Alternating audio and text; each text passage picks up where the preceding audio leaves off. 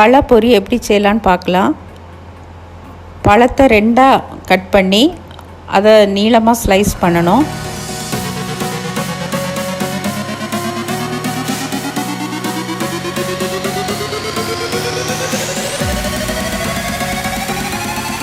ஒரு பாத்திரத்தில் கோதுமை மாவு 1 கப்பு, மைதா அரை கப்பு, உப்பு கொஞ்சமாக, ஒரு பிஞ்சு சோடா உப்பு, சுகர் 1 டேபிள் ஸ்பூன் போட்டு கொஞ்சமாக தண்ணி ஆட் பண்ணி மாவை கொஞ்சம் திக்காக கலக்கணும். ரொம்பவும் திக்கில்லை, ஓரளவு திக்காக கலக்கணும்.